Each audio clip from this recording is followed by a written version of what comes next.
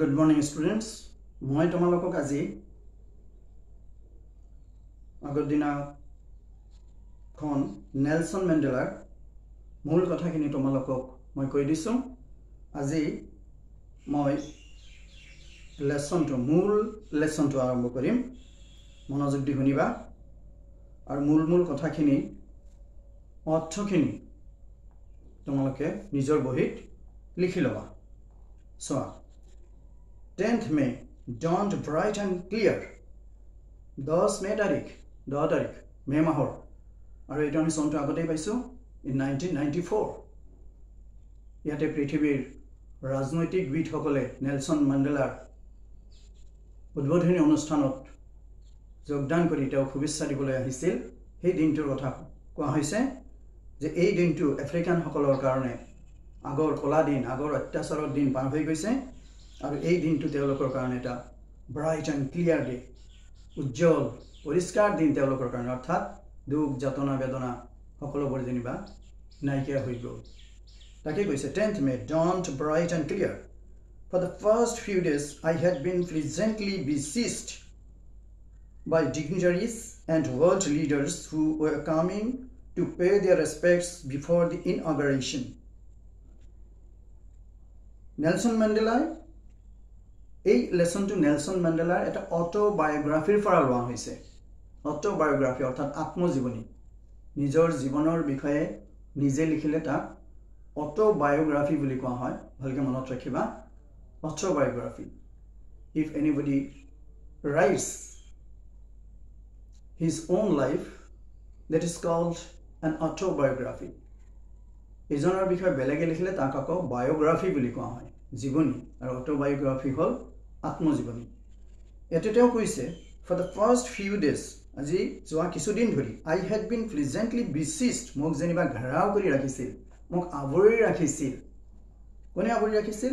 by dignitaries and world leaders, পৃথিৱীৰ বিভিন্ন দেশৰ পৰা অহা উচ্চ পদবীধাৰী ব্যক্তিসকল আৰু পৃথিৱীৰ বিভিন্ন ৰাজনৈতিক নেতাসকল মোক আৱৰি ধৰিছিল, ঘেৰাও কৰি ধৰি ৰাখিছিল।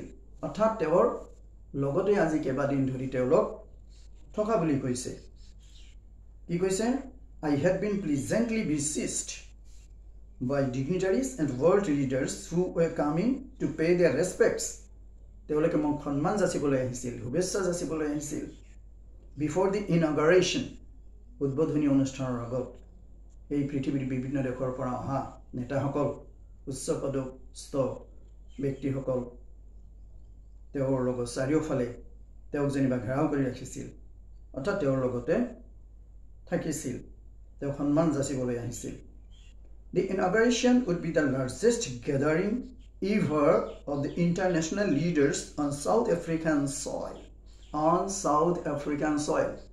South Africa এই দেশখনত, South Africa মাটিত এইটোৱে হ'ব আন্তৰ্জাতিক নেতাসকলৰ এটা ডাঙৰ গেদাৰিং, এটা ডাঙৰ সভা। অৰ্থাৎ ইয়াৰ আগতে আন্তৰ্জাতিক নেতাসকলৰ ইমান ডাঙৰ উপস্থিতি, ইমান বৃহৎ সংখ্যক উপস্থিতি সাউথ আফ্ৰিকাত কেতিয়াও হোৱা নাছিলে।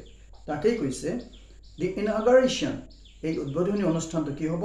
Weed B the largest gathering ever of international leaders, আন্তৰ্জাতিক নেতা, international leaders on south African soil, south আফ্ৰিকাৰ মাটিত।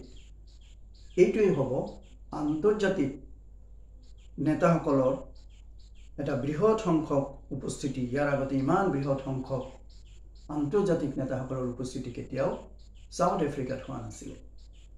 নেক্সট চোৱা, the চেৰিমনিজ took place in the lovely sandstone amphitheater formed by the Union buildings in Pretoria. ক'ত এই উদ্বোধনী অনুষ্ঠানটো অনুষ্ঠিত হৈছিল সেইটো ভালকৈ মনত ৰাখিব লাগিব। in the lovely sandstone amphitheater, এইটো এটা বিল্ডিঙৰ নাম। এম্পিথিয়েটাৰ শব্দটো মই যোৱাকালিও কৈছোঁ যে ওপৰত ছাদ নাই, ওপৰত খোলা, ওপৰত মুক্ত আকাশ, কিন্তু ইয়াৰ ভিতৰত চাৰিওফালে এটা বিল্ডিঙৰ নিচিনা ঘেৰাও কৰা আছে, ৱাল কৰা আছে। আৰু ইয়াৰে চিটবোৰ, আসনবোৰ তলৰ পৰা ওপৰলৈ ষ্টেডিয়ামৰ নিচিনাকৈ সজোৱা, শাৰী শাৰী বহুত মানুহ ধৰিব পৰাকৈ এটা হল তাকে কোৱা হৈছে এম্পি থিয়েটাৰ আৰু সেইটো নাম হৈছে কি লাভলি বৰ ধুনীয়া স্যান্ডস্টোন এম্পি থিয়েটাৰ এইটো এক ধৰণৰ যেনেকৈ ষ্টাইলছ মাৰ্বলছ যে মানুহে ঘৰ সজায় ইয়াতে যিটো শিলেৰে ঘৰ সজোৱা হৈছে সেইটোৰ নাম হৈছে কি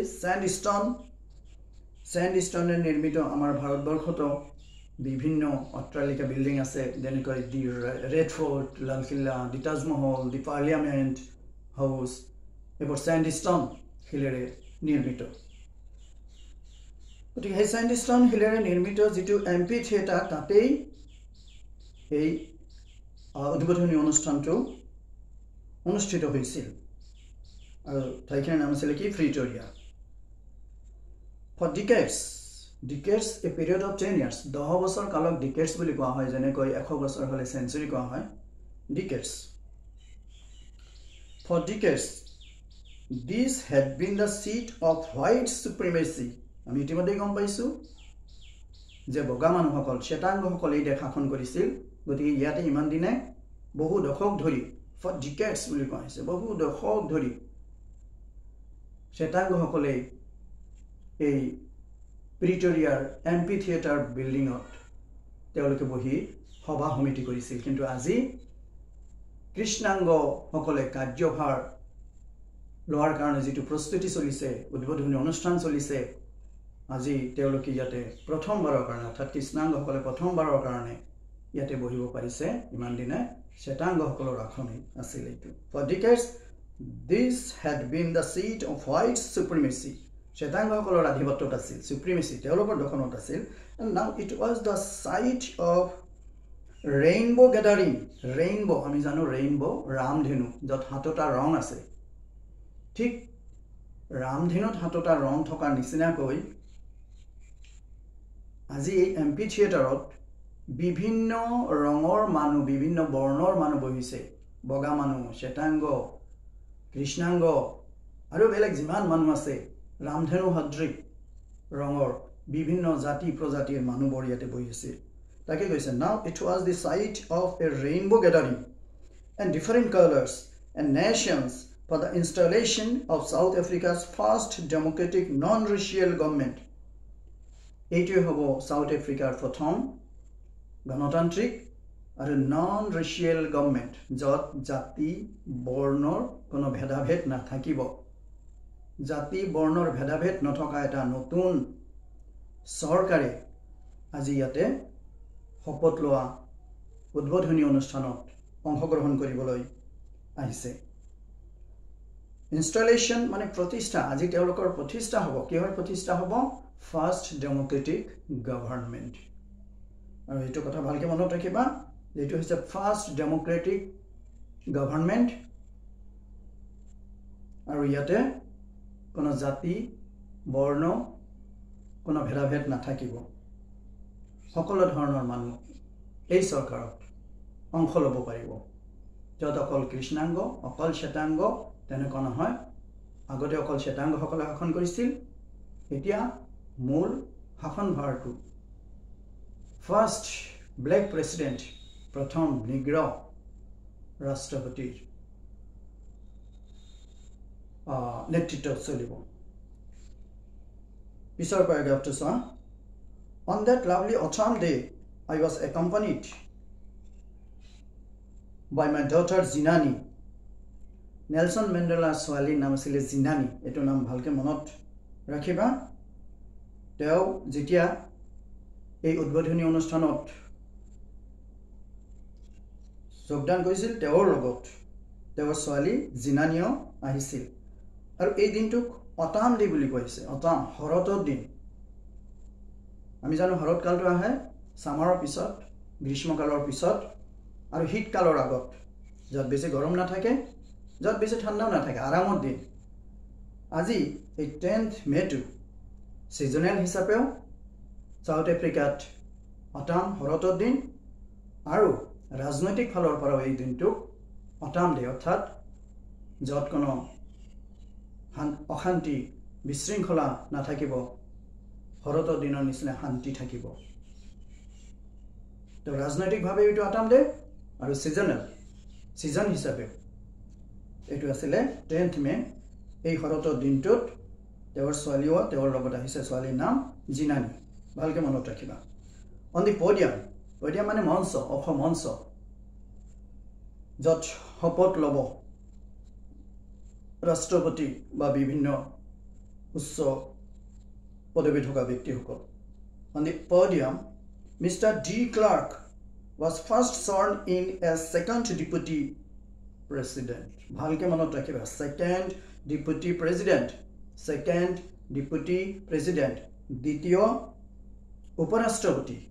দ্বিতীয় উপৰাষ্ট্ৰপতি তাৰ মানে আৰু এজন উপৰাষ্ট্ৰপতি আছে দ্বিতীয় উপৰাষ্ট্ৰপতি হিচাপত শপত লব কোনজন ব্যক্তি মিস্টাৰ ডি ক্লাৰ্ক ভালকে মনত ৰাখিবা মিস্টাৰ ডি ক্লাৰ্ক তাৰ পিছত হ'ব দেন থেবো এমবিকি মনত ৰাখিবা নামটো থেবো এমবিকি was sworn in as first deputy president থেবো এমবিকি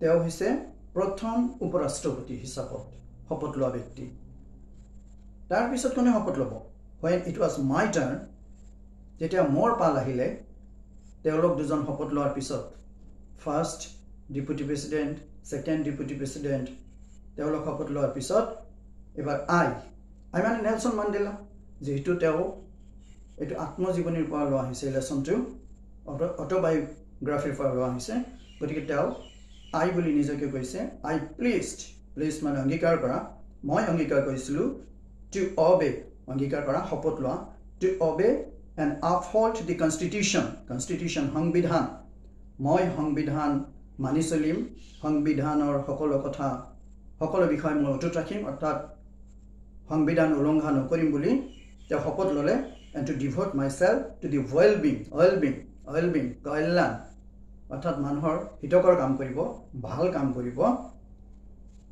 ভাল কাম কৰিবলৈ নিজকে নিয়োজিত কৰিব নিয়োজিত কৰা devote myself to the well-being of the republic প্ৰজাতন্ত্ৰ অৰ্থাৎ দেশৰ জনসাধাৰণৰ মংগলৰ কাৰণে তেওঁ নিজকে নিয়োজিত কৰিব আৰু তেওঁ কেতিয়াও সংবিধান উলংঘন নকৰিব সংবিধান মানি চলিব বুলি তেওঁ শপত ললে to the assembled guests and the watching world I said to the assembled guests সমবেত অতিথি সকললৈ আৰু watching world আৰু গোটেই বিশ্বই চাই থকা সকলো দেশৰ মানুহক লৈ সকলো দেশৰ জনসাধাৰণলৈ তেওঁ কৈছে I said তেওঁ সমবেত সকলো অতিথি আৰু সমগ্ৰ দেশবাসী লৈ তেওঁ তলৰ কথাখিনি কৈছে এইখিনি কথা নেক্সট ডে পঢ়াই দিম তো আজি লেসন ইমানতে সামৰিছো থ্যাংক ইউ